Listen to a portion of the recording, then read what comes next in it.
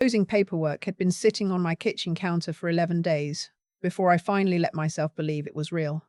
I kept walking past it, touching the corner of the folder, then walking away again. 63 years of being someone's daughter, someone's wife, someone's mother, and now I was going to be something else too. The owner of a little house on Carver Lake, 40 minutes outside of Asheville, with a screened porch and a stone fireplace and a dock that needed 2 planks replaced. My late husband Robert had talked about a lake house for 30 years. We'd drive past properties on weekend trips and he'd slow down just a little and say, "Someday, Nora." He passed 4 years ago this past February. I spent the first year just trying to remember to eat. The second year, I sold the big house in Charlotte, the one with the 4 bedrooms and the yard that had become too much, and moved into a 2 bedroom apartment closer to my son and his wife. I thought being close would help. It helped them. Year 3, I started setting money aside with a quiet, private kind of determination I hadn't felt since my 20s. I didn't tell anyone. I looked at listings late at night with a cup of chamomile tea and my reading glasses. I drove up to Asheville twice by myself, walked through 6 properties, and made an offer on the 7th. I closed on a Thursday in April. I hadn't even carried in my second box of kitchen things when my phone rang. It was my daughter-in-law, Renata. I want to be fair about Renata. She's efficient. She's organized. She has a gift for making decisions that benefit her family, and she executes those decisions with a confidence I genuinely admired for a long time. My son Daniel has been with her for 14 years. They have 2 kids. She works in pharmaceutical sales and travels 3 weeks out of 4, and when she's home, she runs things. She runs the house. She runs the calendar. She runs Daniel. And for a long time, she ran me too. I just didn't have a word for it.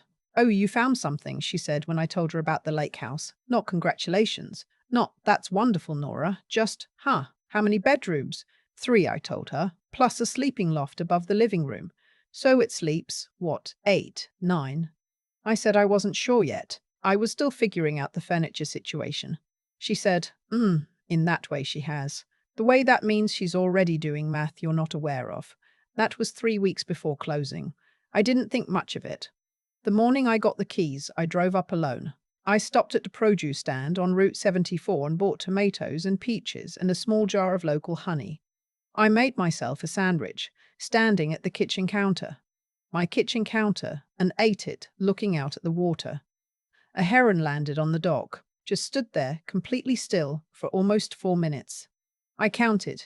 I cried a little, the good kind. I was measuring the window in the main bedroom for curtains when my phone buzzed. Renata. "Hi, so, exciting news. We're going to come up and see the place. Daniel's been wanting to, and my sister's family is in Greenville this month, so we figured we'd make it a whole thing. Carver Lake sounds perfect." I said that sounded nice. "When were they thinking?" "Well, we're actually already on the way." I stopped. "On the way? We left about an hour ago. Should be there by 2. And heads up, it's a bigger group than just us. My sister brought her husband and the kids, and my parents wanted to come, and a couple of my cousins are driving down from Knoxville. It's kind of turned into a whole weekend thing. Maybe a little longer. We brought our stuff for the week." I sat down on the floor of the bedroom. There was no furniture yet. "How many people, Renata?" A pause. "I think around 23, 24 if you count the baby." I sat there with my measuring tape in my hand. I want to be honest with you about what happened inside me in that moment.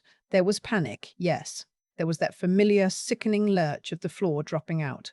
The one I'd learned to fear whenever Renata called with something that wasn't a question, but was presented as if I should be grateful it vaguely resembled one. But underneath the panic, there was something else. Something very still. I thought about the folder on my counter in Charlotte, 11 days of not believing it was real. I thought about Robert slowing down by the lake properties. I thought about 3 years of chamomile tea and late-night listings and driving to Asheville alone. I thought about the heron standing on my dock that morning, so still, so unbothered. I thought, I'm going to let them come. Not because I was afraid to say no. I was done being afraid of Renata. I was done being managed and run and filed away like a useful item to be retrieved when needed. I was going to let them come because I'd already been making a plan since the moment she said, "So it sleeps, what, 8 or 9? I told her I'd see them at 2, then I made 3 phone calls. The first was to my neighbor 2 doors down. a retired attorney named Hal who I'd met when I came up to sign papers. Hal was the one who told me which dock repair guy to call and which to avoid. Hal was also the one who mentioned, somewhat offhandedly, that short-term rental agreements in North Carolina are enforceable and easy to draft, and that you'd be surprised how often they come in handy with family. I'd laughed when he said it. I wasn't laughing now, but I was something close to it. The second call was to my friend Carla in Charlotte, who is 71 years old and has lived more life than most people twice her age. I told her what was happening. She said, "Oh, honey, you do what I think you're going to do. Do not let them talk you out of it." She was right that she knew what I was going to do. The third call was to the property management company that handles seasonal rentals around Carver Lake. I asked them one specific question. I got my answer. Then I made a pot of coffee, sat on the screened porch, watched the water, and waited. The first car arrived at 1:52. It wasn't a car, it was an SUV. A large one, Renata's. And then behind it, another SUV, and then a minivan, and then another car that parked halfway off the gravel because there wasn't enough space for everyone in the small lot by the house. I stayed on the porch. Daniel came around the corner first, and when he saw me, he had that look. The one I've known since he was 7 years old, when he'd broken something and was hoping I wouldn't notice yet. "Hey, Mom." He hugged me, and it was a real hug, my son. I'm not going to pretend it wasn't. "The place looks great." Then the rest of them came. Renata's parents, Gwen and Phil. Her sister and her sister's husband, whose name I still don't retain because he never addresses me directly. 4 children, ages ranging from what looked like 18 months to about 12. 2 cousins I had never seen before in my life. An aunt. A woman I was never introduced to at all, who I believe may have been a neighbor who simply joined the caravan. They came into my house. I watched them come in. No one asked. No one said, "What a beautiful place, Nora. How are you feeling, Nora? This must be so meaningful after everything." Gwen walked straight to the kitchen and opened my refrigerator. Phil found the television remote before he found a place to sit. The 12-year-old went upstairs without being told. The cousins from Knoxville stood in the living room doorway, looked around approvingly, and one of them said, "Yeah, this works." Renata put her bag down on the main bedroom floor. "My bedroom," she said. "We'll take this one. The king makes more sense for us. The loft is cute for the kids." I looked at her bag on my floor. I said, "Of course." She was already opening my closet. I went back to the screened porch. About 40 minutes later, Renata came out carrying a glass of my iced tea. She sat in the chair across from me and said, very pleasantly, "We're going to need more towels." I only found 6 in the hall closet. And Phil wanted to ask, "Is there a grill?" He brought brats. I told her I had a small propane grill on the side of the house. Perfect. "Oh, and the Wi-Fi password?" The kids are losing their minds. I gave her the password. She went back inside. I heard someone rearranging things in my kitchen. The sound of cabinet doors opening and closing. The specific sound of a person deciding where items should live in a home that is not theirs. I went inside and stood in the kitchen doorway. The aunt, Renata's aunt, a woman named Sissy who had introduced herself with a firmness that suggested she expected me to be grateful, was reorganizing my cabinet. She had taken everything off the second shelf and was sorting it with her back to me. She said, without turning around, "You've got too many things on this shelf. There's no room for the snacks we brought." I said, "I see that." She turned around and looked at me, and something in my face made her put down the can of soup she was holding. I said, "I'll let you get settled." And I went back to the porch. That night, there were 22 people in my 3-bedroom lake house. The sleeping loft had 4 children in it. The third bedroom, which I'd been planning to use for guests, had Renata's sister and her husband. Gwen and Phil were in the second bedroom. I slept on the pull-out sofa in what I'd intended to be my sitting room. I lay there in the dark and listened to the sounds of 22 people in my house. Someone was still up watching television. 2 of the kids were arguing in whispers upstairs. The refrigerator opened and closed 4 times in an hour. I thought about the heron on my dock. The next morning, while everyone was still asleep, I got up at 6 and made coffee and went out to the dock alone in the early light. The mist was still on the water. I sat there for an hour and I did not rush it. Then I went inside and got out my laptop. The standard weekly rate for comparable properties on Carver Lake. I'd checked this with the property management company, was $4,800 to $6,200 per week, depending on season and occupancy. For a group of 22 during peak season, a property manager told me, you'd look at the higher end plus an occupancy surcharge. There was also typically a cleaning fee. I also had the short-term rental agreement template that Hal had sent me the previous afternoon. Clean, clear, legally formatted for the state of North Carolina. 2 pages. I filled it in carefully. I printed it at the little portable printer I'd brought in one of my boxes and left sitting on the kitchen counter because I hadn't found a spot for it yet. I made a second pot of coffee. By 9 o'clock, people were moving around. Renata came downstairs in a good mood, talking about kayaking. Phil wanted to know about the nearest grocery store because they brought food, but not enough for everyone. Daniel was trying to find the kids' sunscreen. I waited until they were all in the kitchen or close enough. I said, before we get the day started, I want to go over a few things. Renata looked at me. Sure, what's up? I put the rental agreements on the kitchen table. There were 4 of them. 1 for Renata and Daniel, 1 for Gwen and Phil, 1 for Renata's sister and her husband, 1 for the cousins made out jointly. I said, I want to make sure we're all on the same page about the arrangement this week. I've put together a rental agreement, same as what any other guests would sign. The rate for the house this week is $5,400, which I've divided proportionally among the 4 household units staying here. I've also included a cleaning fee, since I'll need the property professionally cleaned after the stay. Nobody said anything. The Aunt Sissy said from the doorway, You're joking. I said I wasn't. Renata said very carefully, Nora, this is family. I said, I know. I'm not charging you what the market would charge. I've discounted it significantly, but this is my home and my investment, and I want there to be a shared understanding of that. Phil said, We drove 4 hours. I said, I know you did. I'm very glad you came. I paused. I also want to mention that the maximum occupancy for this property under my homeowner's insurance is 12 people. We're currently at 22. I need at least 8 of you to arrange alternative accommodations by tonight. There are several rental properties available on the lake. I looked this morning. Daniel said, Mom. I looked at my son. I love my son. I looked at him carefully. I said, Daniel, I got this house for me. I would love for you to come visit. You and the kids and Renata. I want that. But this. I gestured at the kitchen, the living room, the bags and towels and someone's shoes in the middle of the floor, was not a conversation. This was an announcement. And I'm telling you now, clearly, so there's no confusion later. This is my home. It is not a vacation property for 24 people. It is mine. The kitchen was very quiet. Gwen started to say something about how she'd thought this was a celebration, a way to welcome me to the new place, and I listened to her say it, and I thought, that is what you decided it was. You didn't ask me what it was. I said, Gwen, I appreciate that. I'd be happy to have you and Phil for a weekend, with advance notice, and we can plan something together. That would be lovely. The cousins from Knoxville left by noon. They were actually fairly decent about it.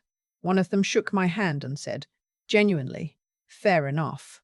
I liked him for that. They found a rental cabin about 20 minutes away and texted Daniel the address in case anyone wants to come over for a fire that evening. Sissy left with the aunt who may have been a neighbor, loudly, with her bags packed very deliberately and a silence pointed directly at me that I did not find uncomfortable at all. Gwen cried some. Phil found a grill and cooked the brats quietly and without comment, and I ate one because they were actually very good, and I thanked him, and he nodded. By evening, there were 9 people in my house. That was still more than I'd planned for, but it was manageable. It was a number I could see. Renata and I did not speak much for the rest of that day. That night, Daniel came out to the dock, where I was sitting after the kids were in bed. He sat down next to me without saying anything for a while. Then he said, I should have called you first, before any of it, I said. Yes, he said, she had it in her head as a thing and it happened. I said, I know how that goes. He was quiet. The water was making its small sounds against the dock pilings. He said, Are you angry? I thought about it. Really thought about it. I said, No, I'm clear. That's different. He put his arm around me, and I let him, and we sat there for a while, watching the lights across the water. The week didn't end badly. Renata and I had one real conversation, just the two of us, on the screened porch the morning before they left. She's not a person who apologizes easily, but, she said, I hear you, and I think she meant it. I think being met with something other than quiet absorption was not comfortable for her exactly, but useful, a recalibration.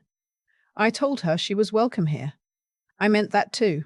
The signed rental agreements are in a folder in my file cabinet. I did not actually charge them. That was never really the point. But they signed them. All 4 households. Each of them held that piece of paper in their hands and understood, for maybe the first time, what kind of place this was. This is not a family lodge. This is not a vacation destination that exists for other people's convenience. This is not a stopover or an extension of wherever else they happen to be. This is mine. The cleaning crew came on Saturday morning. I drove into Asheville, had breakfast by myself at a diner on Merriman Avenue, eggs over easy, black coffee, a newspaper I didn't finish, and drove back when they were done. The house smelled like clean wood and lake air. I replaced the 2 planks on the dock the following week. Hal helped me. We had lemonade after, sitting in the Adirondack chairs, not saying much. The heron came back. Sometimes I sit on the porch in the early evening, and I try to locate the thing I spent so many years being afraid of. The consequences of inconveniencing people, the cost of taking up space, the particular fear of being called difficult by someone who has never once asked whether what they were doing was difficult for you. I sit there and I look at the water and I cannot find it anymore. I bought this house to find out who I was when no one was asking anything of me. It turns out she's been here the whole time. She's just been waiting for a quiet place to sit. I've thought a lot about why I didn't just say no when Renata called. People who heard this story, and I've told it a few times now, carefully to people I trust, almost all asked the same thing first. Why did you let them come? And I understand the question. On the surface, it looks like weakness, like the same old pattern of a woman who didn't know how to hold her ground. But here's what I've come to believe. There is a difference between the no you say out of fear and the yes you say on purpose. I had spent years saying yes out of fear. Fear of being called difficult, fear of disrupting the family peace, fear of the particular silence Renata used like a tool. When I said, I'll see you at 2, it was the first yes I had ever said to her that was entirely mine. I wanted her to walk into that house. I wanted her to put her bag on my bedroom floor. I wanted to watch 23 people pour through my front door with the easy assumption that what was mine was available to them. Because I needed that moment to be clear and documented and undeniable, not just to them, but to myself. I needed to see it plainly so I could respond to what was actually happening, not to what I'd always told myself was happening. That they meant well, that it was just how she was, that I was being too sensitive. What I had with Renata for 14 years was a slow and quiet erosion. It didn't happen in one dramatic moment. It happened in 100 small ones. A on the phone, a bag on my floor, a cabinet being reorganized by someone who didn't live there. Each one alone was nothing. Together, they were everything. The rental agreements were never about the money. They were about the paper, about something physical that said, this has terms. You cannot arrive here without my consent and call it love. You cannot take from someone without acknowledgement and call it family. What you do has weight. What I have belongs to me. Nora, the woman I was before that Thursday in April, would have made sandwiches, would have driven to the store for more towels, would have apologized for not having enough oat milk, and she would have lain awake on the pull-out sofa in the dark, listening to other people occupy her life, and told herself it was fine. I am not interested in being that woman anymore. There is something that happens when you stop absorbing other people's choices and start making your own. It isn't loud. It doesn't feel like victory exactly. It feels more like solid ground.